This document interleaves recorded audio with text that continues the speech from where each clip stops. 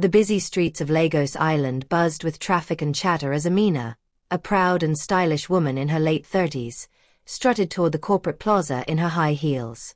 Her designer handbag swung with every step, a symbol of her success and arrogance. She was known for her sharp tongue and cold heart, especially toward those she deemed beneath her. That morning, while complaining about street hawkers blocking her path, she bumped into a frail woman dressed in torn clothes, clutching a nylon bag close to her chest. The woman whispered, "Please, Ma, just a little help." Without hesitation, Amina's hand shot out. Slap. The sound echoed through the street. "You filthy beggar. Don't touch me," she shouted as people stopped and stared. But what Amina didn't know was that this homeless woman, Ngozi, was her new billionaire boss, the owner of the very company Amina worked for, disguised to learn how her employees treated the less privileged. In that single slap, Amina sealed her fate. Would you forgive someone who humiliated you in public, especially if they worked for you? Comment below where you're watching from, and tell us what you'd do in Ngozi's place. Hit like if you believe karma always finds its way. The hot Lagos sun beat down on the busy streets of Victoria Island. Horns blared, street hawkers shouted prices, and pedestrians rushed through the noise of the morning rush hour. Among the crowd walked Amina Lawal, her heels clicking confidently on the pavement. Dressed in a fitted navy suit, her gold jewelry gleaming, and her imported handbag hanging from her arm, she looked every inch the powerful executive she believed she was. She had worked for years at Prime Holdings, one of the biggest real estate firms in Lagos. As head of the marketing department, she was feared by her subordinates. Not respected, but feared. Her sharp tongue and prideful attitude left many bruised, though she never seemed to notice. That morning, she was already irritated. Her driver had called in sick, and she had to walk a few blocks from her street parking to the office. As she crossed the market lane, a soft voice stopped her. "Auntie, please help me." Amina turned sharply. A frail woman stood before her, skin dry, hair messy, and eyes filled with exhaustion. She wore a faded wrapper and held a nylon bag tight against her chest. She smelled faintly of sweat and dust. Amina wrinkled her nose. "Can't you see where you're standing? Move away from me." The woman took a timid step forward. "I'm sorry, Ma. I haven't eaten since yesterday. Please, just small money to buy bread." People passing by slowed down, watching. Lagosians were used to beggars, but what came next made everyone freeze. Without warning, Amina raised her hand and slapped the woman hard across the face. Slap. The sound echoed down the street. The woman stumbled back, clutching her cheek. "You dirty beggar. Don't ever touch me again." Amina spat, brushing imaginary dirt from her sleeve.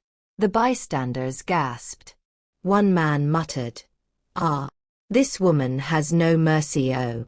Another shook his head, whispering, "You don't know who God sent to test you." But Amina didn't care. She adjusted her sunglasses, lifted her chin, and strutted away toward the corporate tower of Prime Holdings. She didn't see the pain in the woman's eyes, or the way she whispered under her breath, "God sees all. The proud will fall." Inside the glass building, Amina stormed into the elevator, ignoring greetings from the security guards. Her assistant, Tund, hurried to meet her as the elevator doors opened on the 10th floor. "Good morning, Ma," he said nervously, clutching a folder. "Do I look like I want greetings this morning?" Amina snapped. "Where's the report from yesterday's campaign? And make sure that useless intern doesn't come near my office again. She nearly spilled coffee on my files yesterday." "Yes, Ma," Tund mumbled. Amina marched into her sleek office, a large glass space with a city view, decorated with expensive art. She sat heavily, checking her watch. There was a rumor going around that the company's new owner, a mysterious billionaire investor who had just bought 70% of Prime Holdings, would visit today for the first time. Everyone was excited, but Amina only cared about one thing: making sure she impressed the boss enough to secure a promotion. Little did she know, the woman she had slapped outside was that very billionaire, Ngozi Okafor, a self-made tycoon who had returned to Nigeria after years abroad. Meanwhile, across the street, Ngozi sat quietly at a roadside bench, still holding her cheek. Her bodyguard, who had been watching from a distance, hurried to her side. "Madam, should I call the car?" "That woman." Ngozi lifted her hand. "No, let her be. I saw what I needed to see." She stared at the grand building across the road, the company she had just bought. Her heart ached, not from the slap, but from the arrogance she witnessed. "This city has forgotten kindness," she murmured. "Maybe it's time they learn." She stood, dusted her wrapper, and walked toward the building's gate. Inside, the staff gathered in the conference room, buzzing with excitement. Amina entered, her heels announcing her presence. "Good morning, team," she said coolly. "Remember, no one speaks unless spoken to. We must look professional. We don't want to embarrass ourselves before the new owner." As she gave her instructions, the elevator doors opened. Everyone turned. Walking in, now dressed in a simple but elegant white gown and gold earrings, was Ngozi, the same woman Amina had slapped not more than an hour ago. The staff began whispering. "That must be her. The new billionaire owner." Amina's eyes widened. Something about the woman looked familiar, but she couldn't place it. Ngozi smiled warmly at the team. "Good morning, everyone. I am Ngozi Okafor, your new owner. I look forward to working with all of you." The room broke into applause, everyone except Amina, whose heart began to race. She couldn't shake the nagging feeling in her chest. Ngozi's gaze swept the room and stopped on Amina. For a brief second, their eyes met, and Amina froze. Ngozi tilted her head slightly, a knowing smile playing at her lips, but she said nothing. Instead, she began asking questions, testing the team's knowledge of their projects. When it was Amina's turn to speak, her voice trembled slightly. I'm Amina Lawal, head of marketing." "Welcome, Ma." Ngozi nodded. "Ah, marketing. The voice of the company. I'm eager to see how you represent us, especially outside the office." The words pierced Amina's chest like a blade. She swallowed hard, unsure if it was a coincidence or a hidden message. After the meeting, Amina retreated to her office, shutting the door. Her hands shook. She stared at her reflection in the glass wall, replaying the scene from earlier. "No, it can't be her," she whispered. That woman looked poor. But the resemblance was undeniable. The same eyes, the same cheek she had slapped. Fear crept in. A knock interrupted her thoughts. Tund stepped in. "Ma, Madam Ngozi asked to see you in her office." Amina's stomach dropped. She stood slowly, fixing her hair and adjusting her suit, trying to regain composure. As she walked down the corridor toward the top-floor executive office, whispers followed her. Everyone was eager to see what the new owner wanted with her. When she entered, Ngozi sat behind the large desk, sipping tea. "Come in, Miss Lawal," she said calmly. Amina forced a smile. "Yes, Ma. You asked to see me." Ngozi gestured to the chair. "Please, sit." Amina obeyed, her palms sweating. For a moment, silence filled the room. Then Ngozi leaned forward. "Tell me," she said softly, "how do you treat people who are beneath you?" Amina blinked. "Ma." Ngozi's eyes didn't waver. "I asked, how do you treat the poor? The hungry? The ones you think are less important?" Amina stammered. I respect everyone, Ma." Ngozi nodded slowly, a faint smile forming. "Good. Because sometimes, the ones you think are poor are only watching, waiting to see your true heart." Her words echoed like thunder in Amina's mind. Ngozi stood. That will be all for now. We'll talk again soon.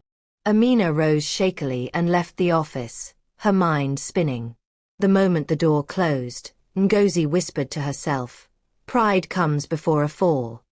Back in her office, Amina sat frozen. For the first time, her confidence was gone. She replayed the slap again and again in her mind, and the haunting look in Ngozi's eyes. Could it be true? Had she slapped her billionaire boss? If Ngozi knew, her career was finished. Suddenly, her phone buzzed. It was a message from HR. Urgent, all department heads to submit their performance reports by tomorrow morning for executive review. Amina's breath quickened. She had missed several targets last quarter, and now with this new owner, everything could crumble. She leaned back in her chair, staring out at the Lagos skyline, fear gnawing at her chest. If Ngozi really remembered her, this was only the beginning. But she couldn't let anyone find out what she did. Not now. Not ever. Amina didn't sleep that night. She lay on her bed, staring at the ceiling of her Lekki apartment, her mind swirling with panic.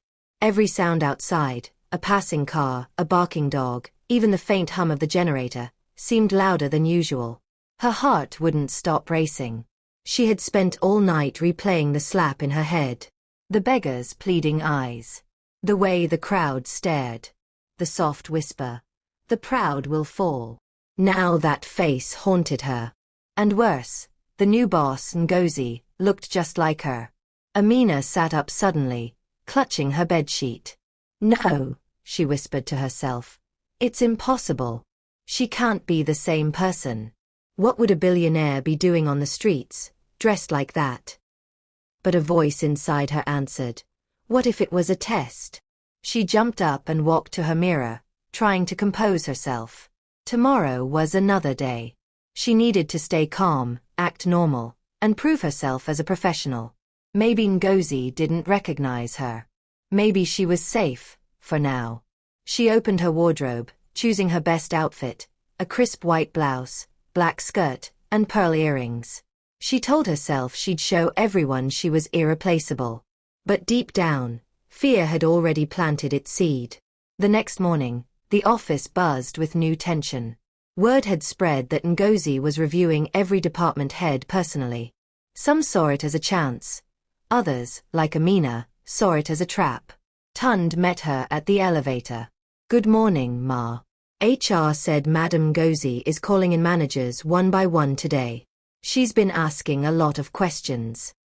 Amina's hand trembled slightly as she adjusted her handbag. Questions? About what? About how we handle people, Tund said quietly. Not just performance, our character. Amina's chest tightened. She forced a laugh. Character? What does that have to do with sales numbers? Tund looked uneasy. She asked about how staff treat cleaners, drivers, and outsiders. Amina froze. Outsiders? Yes, Ma. She said something like, how a person treats the poor shows who they truly are. The words hit Amina like a slap. She smiled weakly, waved Tund off, and stepped into her office. Closing the door, she leaned against it, breathing heavily. This wasn't just a review. Ngozi was watching her. At 11 a.m., Amina's phone rang. HR. Mrs. Lawal, Madam Ngozi would like to see you now. Her throat went dry. She grabbed her folder, straightened her skirt, and walked toward the top floor, every step echoing like a drumbeat of doom. The secretary at the executive suite smiled politely. You can go in. Amina entered slowly. Ngozi sat behind her desk, the morning sunlight streaming across her calm face. She wasn't wearing luxury clothing, just a simple Ankara dress, yet her presence filled the room. Sit down, Amina, she said gently. Amina obeyed, clutching her folder like a shield. Ngozi folded her hands. I've been going through your department's files. Impressive marketing numbers last year. You clearly have talent. Amina managed a small smile. Thank you, Ma. But, Ngozi continued, I'm not only interested in numbers. I want to know the people behind them. Tell me, how do you treat your team?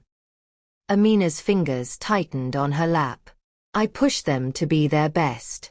I expect excellence. Ngozi tilted her head. And compassion. Do you show that too? Amina hesitated. I try to. Silence filled the room.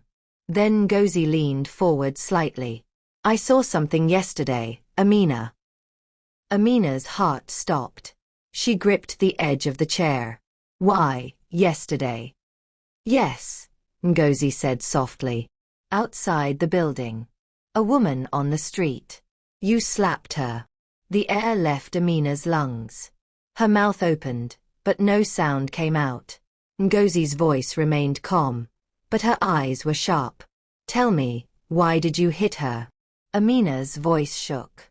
Ma. I didn't know who she was. She touched me, and I panicked. I thought she was dangerous. Ngozi's expression didn't change. Dangerous. She only asked for help. Tears welled up in Amina's eyes. I'm sorry, Ma. I was wrong. I've been stressed. It won't happen again. Ngozi stood slowly, walking to the window. I wasn't angry about the slap, she said quietly. I was sad. Amina blinked. Sad? Yes. Because I wanted to see how my employees behave when no one is watching. That woman you slapped, she turned around, was me. Amina's jaw dropped. What? Ngozi stepped closer.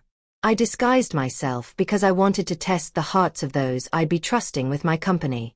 You failed that test, Amina. Tears spilled down Amina's cheeks. Ma, please.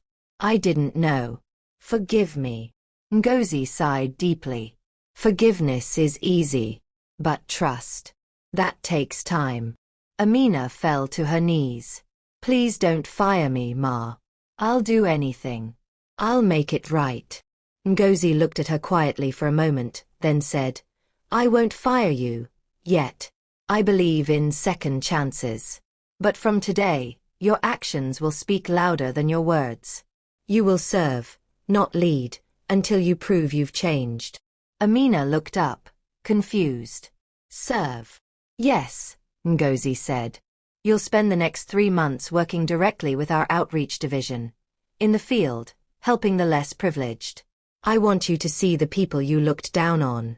But Ma. No arguments, Ngozi said firmly. Report to the outreach office tomorrow morning. Amina bowed her head, trembling. Yes, Ma. Ngozi walked back to her desk. You may go. Amina stood slowly, her pride shattered. She walked out of the office, eyes red, barely holding herself together. The elevator ride down felt endless. Colleagues glanced at her, whispering, sensing something had changed. Inside, Amina's thoughts screamed. How did it come to this? By the time she reached her office, her legs were weak. She collapsed into her chair, covering her face. For years, she had looked down on others, the cleaners, the drivers, even her own assistant. Now she was being forced to serve. That night, when she returned home, she couldn't even eat. Her reflection in the mirror no longer looked proud, just scared. The next morning, she arrived at the outreach center, a modest building in Surulere. Children ran barefoot outside, women lined up for food parcels, and volunteers bustled around cheerfully.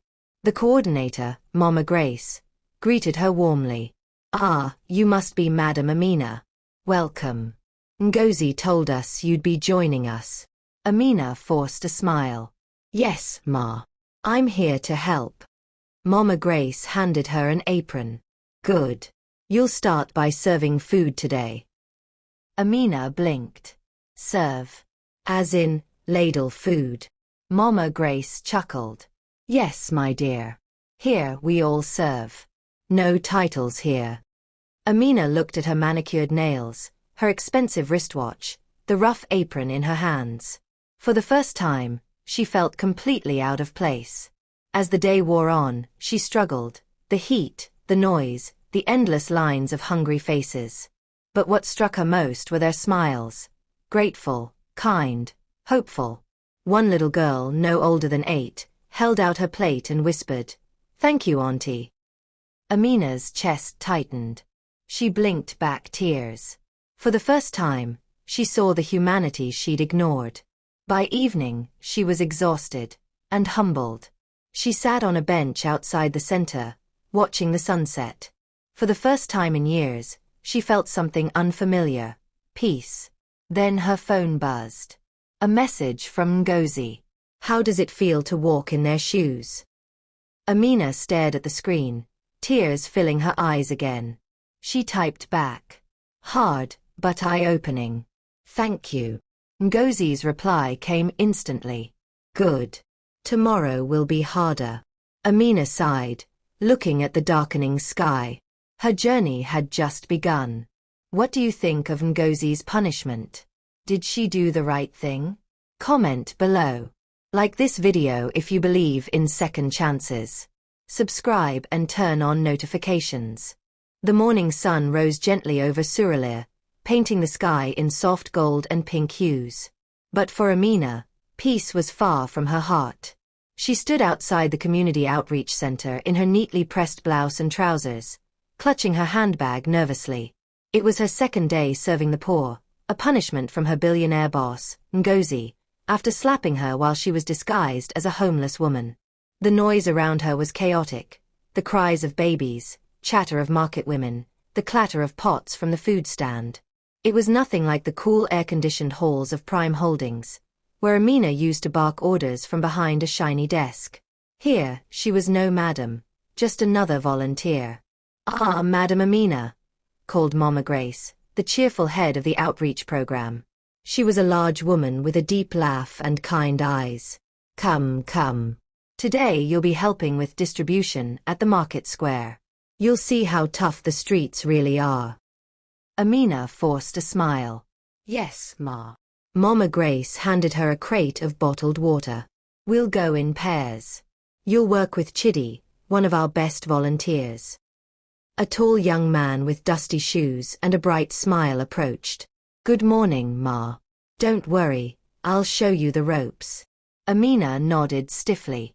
She wasn't used to taking instructions from anyone, especially not someone in torn jeans and a faded t-shirt. The market square was already alive with noise and color. Women sold vegetables under makeshift umbrellas, okadas weaved through crowds, and street preachers shouted about repentance. Chidi guided Amina to a corner where a line of beggars and street children waited patiently. "We give each person a bottle of water and a loaf of bread," he explained. "You smile, greet them, and treat them with respect. That's the rule." Amina tried to follow his lead. But as she handed a bottle to a dirty-faced boy, he smiled up at her and whispered, "God bless you, Auntie." Her heart squeezed. Those words, simple, sincere, hit harder than any praise she'd ever received in the office. She looked around and saw people laughing, thanking the volunteers, some even praying aloud in gratitude. It humbled her deeply. For the first time in years, she wasn't being admired for her clothes or position. She was being thanked for her kindness. Around noon, as they packed up, Chidi turned to her. "Madam, can I ask you something?" Amina wiped sweat from her brow. "What is it? Why are you here?" Most people don't come unless they've been broken or searching for something. Amina hesitated. "Let's just say, I made a mistake. A big one. And now I'm trying to make it right." Chidi nodded thoughtfully. "Everyone deserves a second chance. Life is full of tests, madam. Sometimes God hides blessings in people we overlook." His words struck her like a spark. She thought of Ngozi, once invisible, now holding her future in her hands. Later that day, Amina returned to her office at Prime Holdings, exhausted and quiet. Her co-workers whispered as she passed. They'd heard rumors that the new boss had demoted her, that she was being punished. Tund, her assistant, rushed in. "Ma, are you okay? People are talking." Amina sighed. "Let them talk. Tund. Maybe I deserve it. He looked shocked. You deserve it. She nodded. Yes. I've been blind.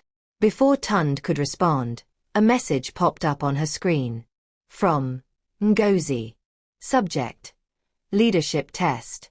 Amina, meet me tomorrow at the Ikoyi shelter at 8 a.m. Don't be late. Her stomach tightened again. Another test. She closed her laptop and stared out the window. Once, her life had been all about luxury, expensive clothes, fancy dinners, and corporate power. Now, she was learning humility one lesson at a time.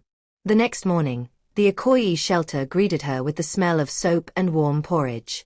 Inside, dozens of women sat with babies, some crying softly. They were survivors, widows, single mothers, victims of domestic abuse. Ngozi stood at the front, dressed simply but glowing with quiet strength. When she saw Amina, she smiled faintly. You came. Yes, Ma, Amina said quietly. Ngozi gestured to the crowd. These women have been abandoned, judged, mistreated. Tell me, Amina, when you were climbing the corporate ladder, did you ever think of people like them? Amina lowered her gaze. No, Ma. Ngozi nodded. That's why you're here. Success without compassion is failure. She turned to one of the women, a young mother holding a baby. This is Funk. Her husband threw her out when she became sick. She now sells oranges to feed her child. Funk smiled shyly. Amina felt her throat tighten.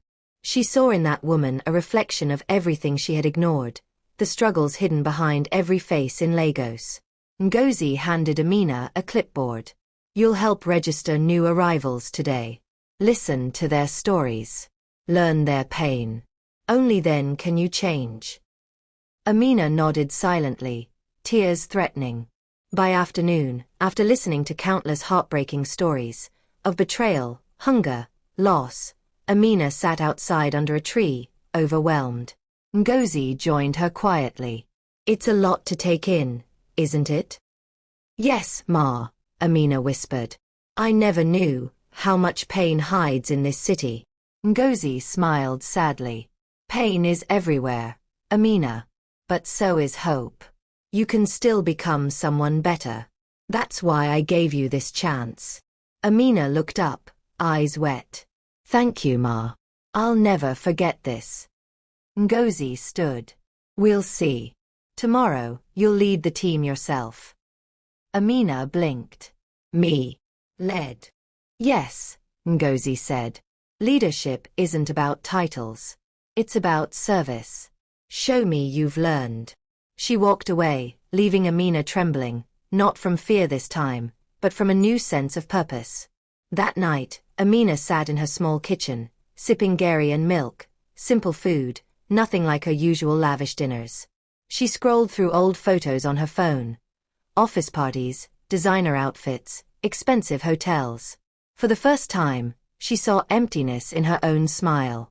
She whispered, "What kind of woman was I?" Tears slipped down her cheeks.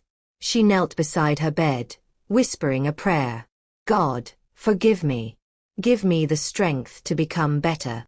The next morning, she arrived early at the outreach center. Mama Grace smiled proudly. Ah, look who's here before everyone. You're changing, my daughter. Amina smiled genuinely for the first time in years. Yes, Ma. I want to do this, not because I have to, but because I want to. She threw herself into the work, handing out food, talking with widows, comforting children. And for the first time, she felt something new bloom inside her. Joy. By evening, Ngozi arrived quietly to observe. She stood at a distance, watching Amina laugh with the children, kneel beside an old woman, and carry water buckets without complaint. Mama Grace whispered to Ngozi, "She's different now. You've touched her heart." Ngozi nodded. The proud have fallen, but the humble will rise again. As the sun set, Amina turned and saw Ngozi watching her. Their eyes met, and for the first time, Amina didn't feel fear. She felt gratitude. She walked up and said softly, Thank you for not giving up on me. Ngozi smiled. We all need grace, Amina. Just promise me, never raise your hand in anger again. Use it to lift others. Amina nodded, tears glistening. I promise. Ngozi placed a hand on her shoulder. Good. Then your true test begins now. Amina frowned. Another one? Ngozi smiled knowingly. Yes. Let's see if you can forgive those who once hurt you. Amina's eyes widened. Forgive. Ngozi turned toward her car. You'll understand soon. Amina watched her leave, her heart pounding again, this time not from fear, but from the unknown. Whatever came next, she knew her life would never be the same. The morning after the slap video went viral, the city of Lagos buzzed with whispers. Everyone in the office was talking about the trending video of a proud woman slapping a homeless old woman at the market. They didn't know that the woman in the video was their very own head of HR, Amara Okonkwo. Phones were glued to screens. Staff gathered in corners, shaking their heads. Can you imagine? Someone slapped an old homeless woman like that, whispered Ngozi, one of the receptionists. It's wickedness. She didn't even show mercy, replied Tola, clutching her phone. Amara entered the office, heels clicking sharply, her handbag swinging. She sensed the silence immediately. Whispers stopped. Heads turned. Eyes darted away. She frowned. What's going on here? Why are you all staring like that? No one answered. Ngozi quickly minimized the video on her phone. Amara walked past, irritated. She entered her office, slammed the door, and sat down. A message popped up on her phone. It was from her friend, Linda. Amara, you're trending. Check Twitter. You slapped a homeless woman? Amara froze. Her heart pounded as she unlocked her phone and opened the link. There it was, the video of her at the market, angrily slapping the old homeless woman who had begged for food. The caption read, "Heartless Lagos woman slaps helpless homeless granny. Where is humanity?" Comments flooded the post. Wicked woman. No conscience. She should be arrested. Doesn't she know this could be someone's mother? Amara dropped the phone, hands shaking. Her reputation was collapsing. She tried to calm herself, but a knock came at the door. It was Emeka, her assistant. "Ma, you need to see this," he said, voice trembling. "What again?" she snapped. He stepped in and showed her the trending page. "Ma, it's on every platform. Twitter, Instagram, TikTok. People are tagging the company."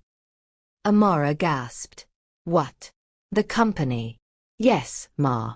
They're saying you represent poor leadership. Some are calling for your resignation." Her head spun. No, this can't be happening. It was just a dirty woman. I didn't even know she was homeless." "Ma," Emeka interrupted gently. "The video shows everything. It's bad."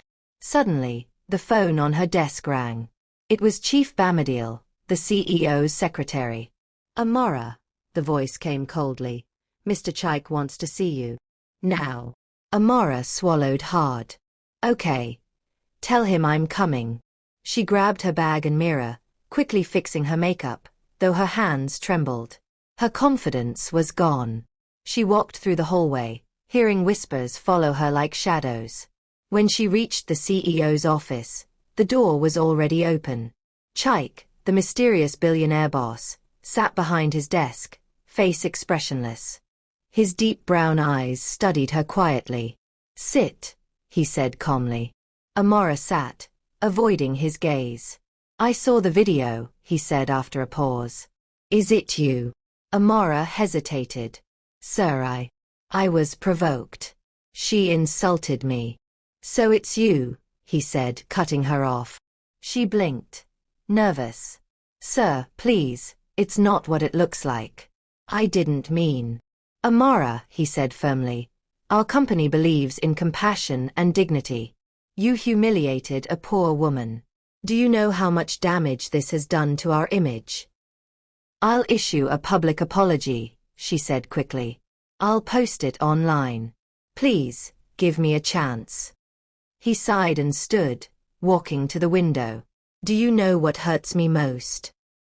Amara looked up, puzzled. That woman, he said softly, is not just any woman. She's special. Her eyes widened. You know her? Chaik turned to face her, his expression unreadable. More than you think. Amara's breath caught. Who is she? Chaik didn't answer. Instead he said, go home for now. We'll discuss your position later. She tried to protest, but his tone left no room for argument. Yes, sir, she whispered, gathering her bag. As she walked out, her mind raced. What does he mean, she's special? Could the old woman be someone important? That evening, Amara returned home to find reporters outside her gate. Cameras flashed. Miss Amara, do you regret slapping the homeless woman? Will you resign from your job? Have you apologized? She hurried inside, heart pounding. She shut the door, leaned on it, and burst into tears. Her phone buzzed again. It was a message from Pastor Grace, her family's church leader. Amara, pride goes before a fall. Come and seek counsel before it's too late. Amara ignored it. She poured herself a drink, sat on the couch, and scrolled through the comments online again. Every word stabbed like a knife. For the first time, she began to wonder if her pride had destroyed her life. Then her phone rang. Unknown number. She hesitated, then answered. Hello. A gentle, familiar voice spoke. You don't remember me, do you? Amara frowned. Who is this? It's me, the voice said softly. The woman you slapped. Amara froze. Where did you get my number? She stammered. You gave it to a child at the market once. I found you. We need to talk. Talk? About what? You owe me more than an apology, the voice said calmly. Meet me tomorrow morning at the bus park near Yoba. 8 a.m. Don't be late. The line went dead. Amara stared at the phone, trembling. How did she get my number? Who really is she? Sleep didn't come that night. She tossed and turned, haunted by the woman's voice.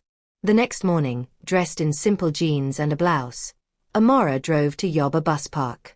The sun was rising, the air thick with the smell of roasted corn and exhaust fumes. She waited nervously near the newspaper stand. Then she saw her, the old woman, in a clean wrapper this time, standing straight, eyes calm. Amara approached slowly. You wanted to see me? The old woman smiled gently. Yes, my child. Sit. Amara hesitated, then sat beside her on the wooden bench. You've been troubled, the woman said. Amara's voice shook. Who are you? The old woman looked into her eyes and whispered. Your boss knows me. I'm not what you think. Amara blinked. You know Mr. Chaik? The woman nodded slowly. Yes. I raised him. Amara gasped. You raised him. The woman's eyes glistened. And now, he's testing those around him to see who truly has a heart. Amara felt her chest tighten. Testing. You mean, this was all? The woman stood. Your journey isn't over, Amara. What happens next will show who you truly are. She began to walk away, leaving Amara speechless, trembling. What do you mean? Amara cried out. But the woman only looked back once and said, Redemption comes with truth. As she disappeared into the crowd, Amara felt a chill run through her. Something big was coming. And she wasn't ready for it. Don't forget to like, subscribe, and turn on notifications for more emotional stories like this. What do you think happens next? Will Amara find redemption or lose everything? Comment your thoughts below. The next morning, the city was quiet, but inside Amara's heart, there was a storm. She couldn't shake off the old woman's words. Your boss knows me. I raised him. She sat at her dining table, untouched breakfast in front of her, scrolling through social media again. The video was still trending. People still cursed her, calling her proud, wicked, heartless. The shame was unbearable. For the first time in years, she felt small, just like the people she used to look down on. Her phone buzzed again. This time, it was an email from HR board. Subject: Suspension notice pending investigation. Dear Ms. Amara Okonkwo, due to the recent public incident affecting company reputation, you are hereby placed on suspension without pay, pending further review. Amara's eyes filled with tears. Everything she worked for, her position, her reputation, was slipping away. She stood up suddenly and threw her phone on the couch. No. This can't be happening. I'm not a bad person. But a small voice inside whispered, you were cruel. She sank into the chair, shaking her head. She had to fix this. She needed to find the woman again, apologize properly, and beg for forgiveness. She grabbed her keys and rushed out of the house. By mid-morning, she was back at Yoba bus park, searching through the crowd. Vendors shouted, Ajij bread, cold mineral, pure water. But she ignored them. She scanned every face, desperate to see the woman again. But she wasn't there. After hours of searching, she sat under a tree, exhausted. Tears filled her eyes. Then she heard a soft voice. You came back. Amara turned, and there she was again. The old woman, dressed in a faded blue wrapper, smiling gently. Amara stood quickly. Please, Mama, I'm sorry. I didn't know who you were. I didn't know your story. I was just angry that day. Please forgive me. The woman's eyes were kind. You don't need to kneel, my daughter. I have already forgiven you. But forgiveness is not just words. It is action. Amara frowned. Action. The woman nodded. When you slapped me, you didn't just hurt me. You hurt every poor soul who has ever been treated like dirt. If you want forgiveness, help them. Show mercy to those who have nothing. Amara swallowed. But, how do I start? Start where you fell, the woman said. At the market. Amara blinked. The market. Yes, the woman said. Go back. Feed someone. Lift someone. Show kindness. Amara nodded slowly. Okay. I'll do it. I'll go back. The old woman smiled faintly. When you give from the heart, your true self will be revealed. She turned to leave again, but Amara grabbed her arm gently. Please, tell me your name. The woman paused. My name is Mama Ifeoma. Amara repeated it softly. Mama Ifeoma. The woman smiled, then walked away, disappearing once more into the crowd. Amara stood still, heart pounding. Something inside her shifted. For the first time, she didn't feel superior. She felt human. That evening, she returned to Balagan Market, the same place where the slap had happened. This time, she came not as a proud HR executive, but as a humble soul. She wore a simple dress, carried 2 big bags filled with food and water. The market women recognized her instantly. Siam. No, the woman way slap Mama Ifeoma, one vendor shouted. Others gathered, whispering. Amara's hands trembled, but she took a deep breath and began distributing food. Please everyone, I came to say sorry. I was wrong. I came to share with you today. The market women stared in shock as she handed out packs of rice, bread, and water. One woman asked, why are you doing this? Amara looked up, tears in her eyes. Because I forgot how to be kind. But I want to remember again. The crowd softened. Some accepted her gifts. A few hugged her. Others still looked skeptical. Then, in the distance, a camera clicked. Someone was filming. Amara turned sharply, but instead of fear, she felt peace. Let them record. This time, they'll see the truth. She continued until her bags were empty, her heart strangely light. As she was leaving, a small boy tugged her sleeve. Auntie, Mama Ifioma said you should go to the church tomorrow morning. She's waiting. Amara knelt to the boy's height. Which church? The one near Ojulegba Bridge, he said. She smiled softly. Tell her I'll come. The next morning, Amara arrived at the small church, painted white with peeling walls. Inside, a choir sang softly. And at the front pew sat Mama Ifioma, dressed neatly this time, her eyes closed in prayer. Amara walked quietly and sat beside her. The old woman opened her eyes slowly. You came. Yes, Amara whispered. Mama Ifioma smiled gently. Good. Because it's time you learn the truth. Amara's brow furrowed. What truth? Mama Ifioma looked straight at her. Do you know why your boss knows me? Amara shook her head slowly. Because I'm not just a poor woman. I'm his mother. Amara gasped, her hand flying to her mouth. What did you say? Mama Ifioma nodded. Yes. I'm Chaik's mother. I raised him in poverty. He worked hard and became rich. But he wanted to see if those around him would treat the poor with dignity. That day at the market, he asked me to act like a homeless woman, to test the hearts of people. Amara's legs went weak. You mean, it was all a test? Mama Ifioma nodded. Yes. And you failed, my child.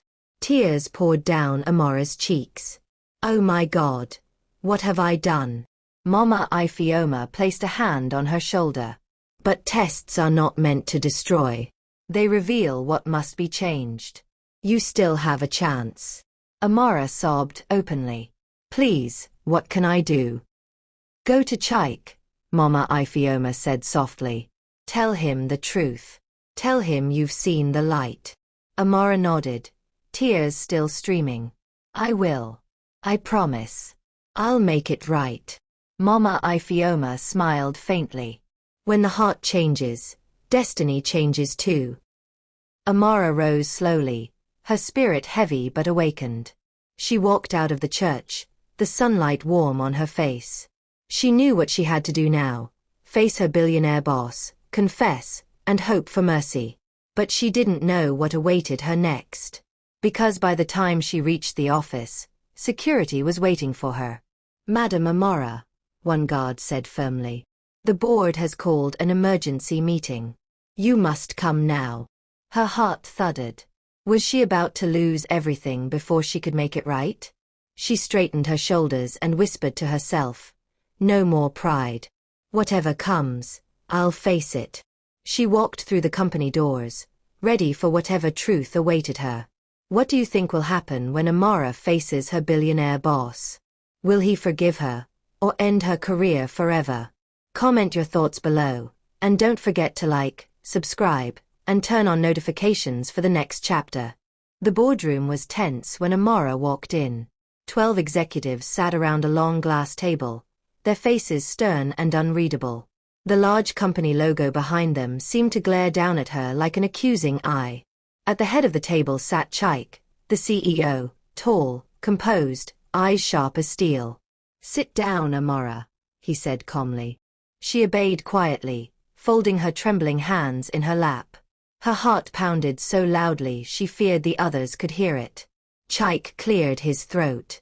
Everyone here has seen the video, he began. The incident with the homeless woman has damaged our image. Clients have expressed concern. Staff morale is low. Public outrage continues. Murmurs filled the room. Amara swallowed hard, her eyes fixed on the table. One of the board members, Mrs. Odebanjo, spoke up. Mr. Chaik, with all due respect, our brand cannot survive this scandal. We need to show the world we do not tolerate cruelty. Another added, she should be dismissed immediately. Amara felt her chest tighten. She wanted to defend herself, but she remembered Mama Ifioma's words, no more pride. So she stayed silent, tears stinging her eyes. Chaik raised a hand, silencing the room. Before we make any decision, he said slowly, I want to hear from Amara herself. All eyes turned toward her. Amara took a deep breath, her voice trembling. I know I disappointed everyone. I let pride control me. I thought power made me better than others. But I was wrong. I hurt an innocent woman, and I hurt this company. I'm sorry. I've changed. She paused, looking directly at Chaik. I met the woman again. Her name is Mama Ifioma. She forgave me. She told me the truth. The room went silent. Chaik's brow furrowed slightly. What truth? Amara stood slowly, voice steady now. That she's your mother. Gasps rippled around the room. Chaik's expression hardened, but he said nothing. Amara continued, her voice breaking. I didn't know. I swear I didn't. But even if she wasn't, I had no right to treat anyone that way. I'm ready to face whatever consequences you decide. But please, let me make things right. The room was silent for several seconds. Then, to everyone's shock, Chaik stood up. Yes, he said quietly. Mama Ifioma is my mother. Another wave of murmurs swept through the board. He looked directly at Amara. What happened was part of something bigger. I asked my mother to go out and see how people treat the poor. I didn't expect you'd be the one she'd meet. Amara lowered her head, tears spilling down her cheeks. But, he continued, I've also seen the videos of you returning to the market, giving food, asking for forgiveness. I've watched you take responsibility. That's rare. Amara looked up, eyes wide. Chaik's expression softened. We all make mistakes. What matters is whether we change after we fall. He turned to the board. She will not be fired. Gasps filled the room again. Instead, he said firmly, Amara will be reassigned. She'll lead a new department, corporate social responsibility. Her first task will be to create a foundation that supports the homeless and poor across Lagos. Amara's mouth fell open. Sir, you mean I'll lead it?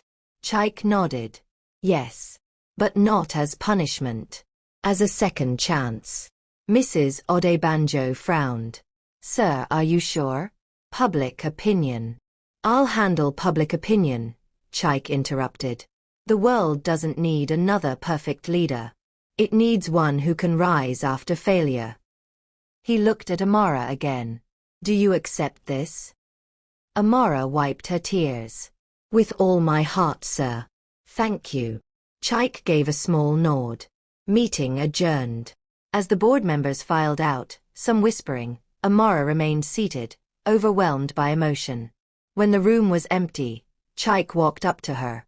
You've learned a hard lesson, Amara. She nodded, voice low.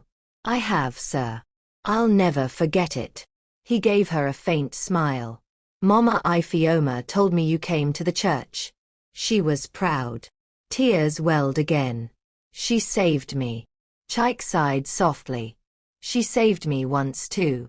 Maybe now, you'll help us save others. Amara bowed her head. I'll do everything I can. Chaik placed a hand on her shoulder gently. Then start by visiting the shelter tomorrow. We'll launch the project together. She looked up, surprised. You'll come with me? Yes, he said. This time, we'll face the world side by side. For the first time in weeks, Amara smiled, a genuine, humble smile. That night, back at home, she knelt beside her bed and prayed. Lord, thank you for mercy. Thank you for the woman I once despised, who became my teacher. Help me never forget where I came from. A soft peace settled over her heart. Then her phone rang again. Mama Ifioma. Good evening, my daughter, came the warm voice. Mama. Amara cried, smiling through tears. Thank you. Mr. Chaik forgave me. He gave me another chance. Mama Ifioma chuckled softly. I knew he would. He sees hearts, not mistakes. Amara's voice trembled. Mama, you've taught me more than any school ever did. The old woman said gently. And you, my child, will now teach others. Remember, humility opens doors that pride shuts forever. Amara whispered. I'll never forget. Good, Mama Ifioma said. Now rest. Tomorrow, a new journey begins. As the call ended, Amara lay back, staring at the ceiling. For the first time, she wasn't thinking about status or power. She was thinking about purpose. And deep in her heart, she knew, this was just the beginning. But little did she know, a new storm was quietly forming. A jealous colleague, Ngozi, had secretly recorded her board meeting and leaked it online. The world now knew her billionaire boss's secret, and chaos was coming again. The next morning began with hope, but by noon, it turned into a storm. Amara woke early, dressed in a modest blue suit, and prepared to meet Chaik for their first official visit to the homeless shelter. She looked in the mirror and smiled faintly. For the first time, she saw not an executive, but a servant with purpose. But as she reached for her phone, hundreds of notifications flooded the screen. Tweets, messages, missed calls. Her heart skipped. The headlines screamed. Billionaire CEO's hidden mother found living as a homeless woman. Staff member slapped her before realizing the truth. Lagos company in scandal. HR head slaps boss's mother, exposed. Amara's knees weakened. No, not again. Her phone rang. Chaik. She answered shakily. Amara. His voice was low and tight. Have you seen the news? Yes, sir. I don't know how. Someone in the boardroom recorded our meeting. The video is everywhere. They revealed Mama's identity. Amara's breath caught. Oh God. Reporters are outside my house, he continued. They're chasing her at the church. She's frightened. Tears welled in Amara's eyes. Sir, this is my fault. I'm so sorry.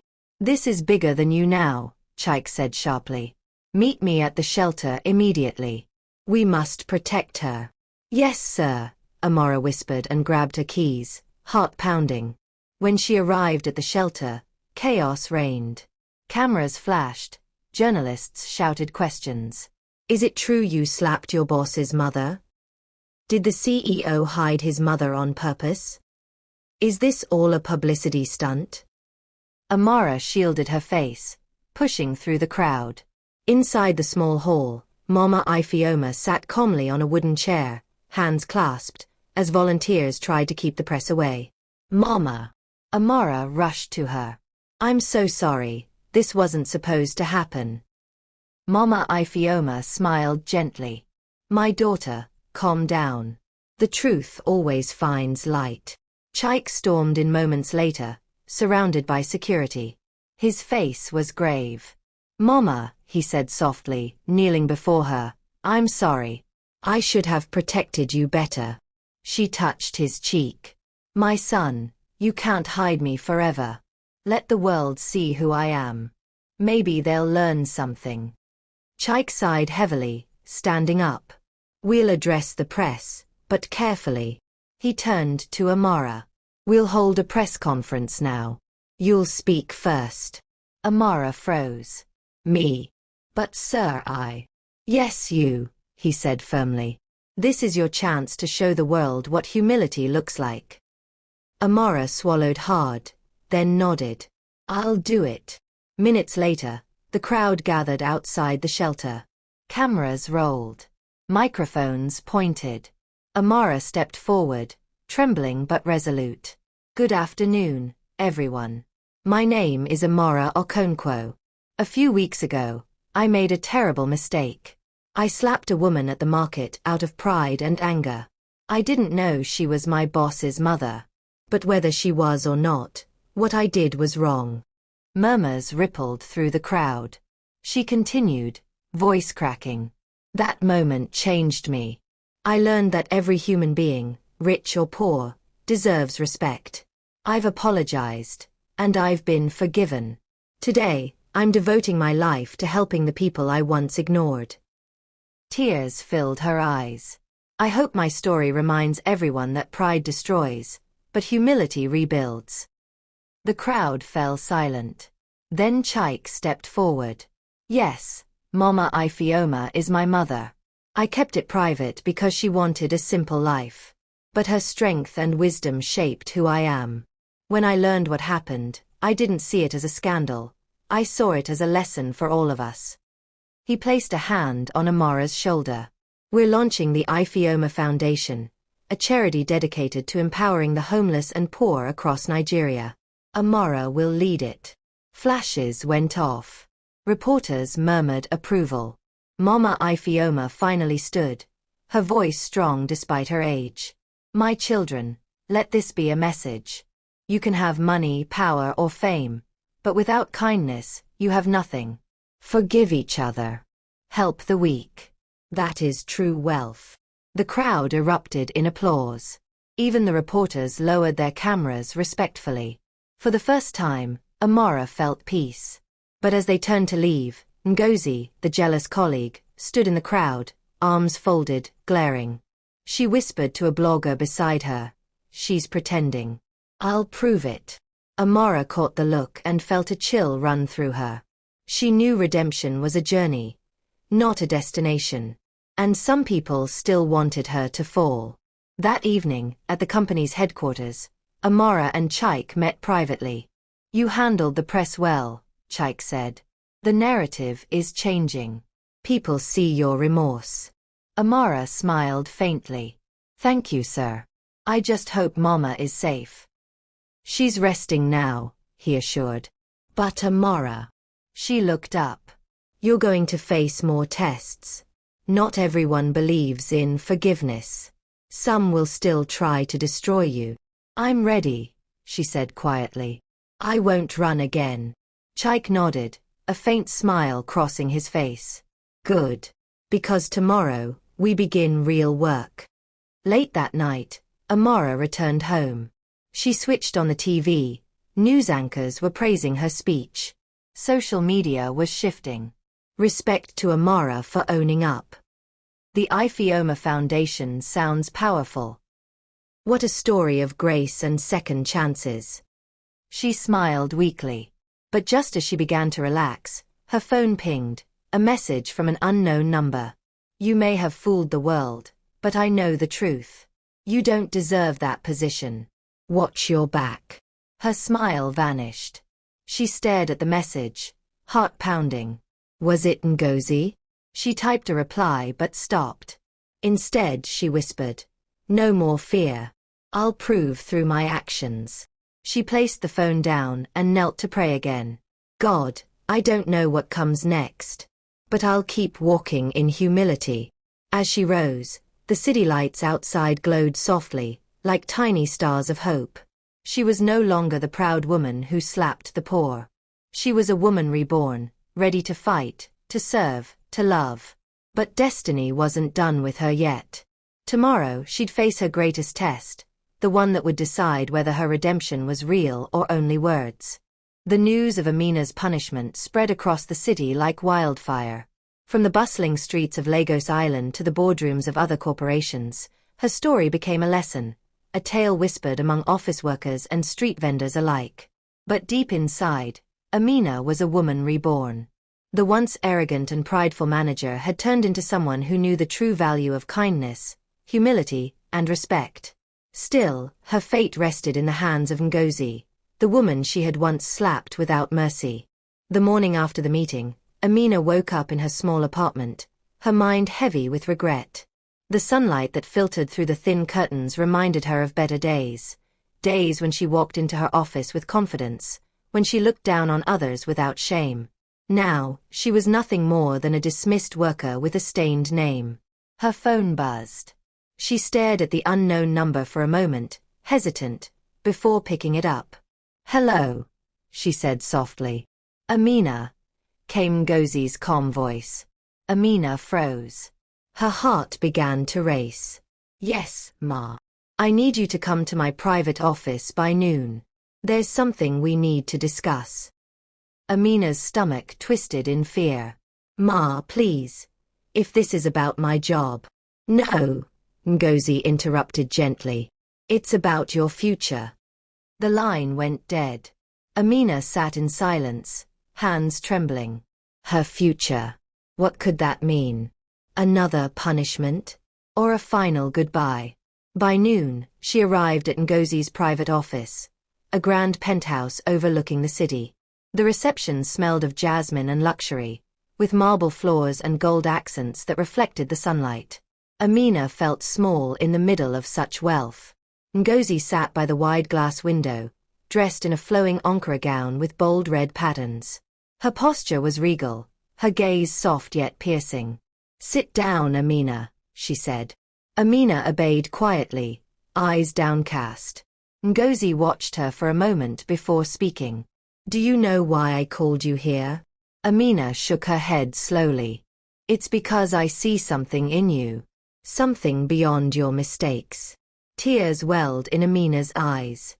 "Ma, I don't deserve your mercy. I slapped you.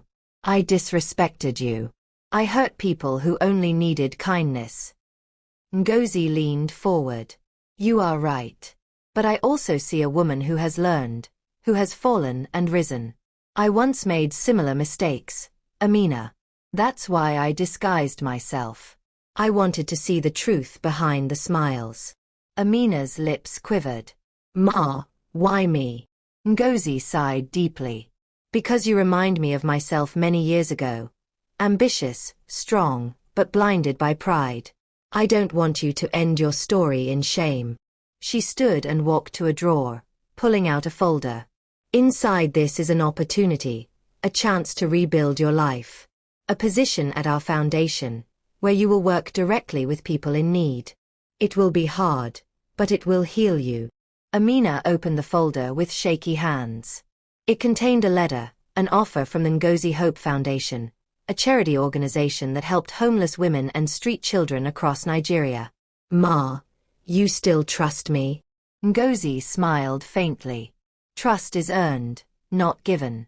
This is your chance to earn it." Amina fell to her knees, tears streaming down her face. Thank you, Ma. I will never disappoint you again." Ngozi reached out and lifted her up. "Stand tall, Amina. You've learned your lesson. Now go and teach others with your actions." Weeks turned into months. Amina began her new role at the foundation, spending her days in markets, slums, and orphanages. She listened to stories of struggle, handed out food and clothes, and helped women find jobs. Every smile she received, every thank you whispered by a hungry child, healed a piece of her broken heart. And though her salary was smaller, her soul was richer than ever. One afternoon, as she distributed food at a shelter, a little girl ran up to her and hugged her waist. "Auntie, thank you. You gave my mummy food." Amina smiled warmly. "You're welcome, my dear." The child's innocence reminded her of her younger self, full of hope before pride had clouded her vision. Later that day, she met Ngozi again at the foundation's main office. Ngozi looked proud as she watched Amina speaking gently to the staff and volunteers. "You've grown," Ngozi said softly. Amina turned and smiled. "Because you gave me a second chance." Ngozi nodded. "Life is full of second chances, Amina. What matters is what we do with them." Together, they walked out of the office into the golden sunset over Lagos. Two women, once strangers, now bound by a shared journey of humility, forgiveness, and transformation. A year later, during the annual gala of the Ngozi Hope Foundation, Amina was invited to speak. The hall was filled with dignitaries, workers, and volunteers. As she stepped onto the stage, her voice trembled but her spirit stood firm. "I was once a woman who thought wealth meant power," she began. "I believed status gave me the right to look down on others. But I was wrong. True power is kindness. True success is lifting others when they fall." The audience listened in silence, many with tears in their eyes. She turned toward Ngozi, seated in the front row. "And I thank the woman who taught me that lesson, my boss, my mentor, and the one I once called a beggar." The crowd gasped softly, realizing the full story. Amina smiled. "She forgave me, and gave me purpose."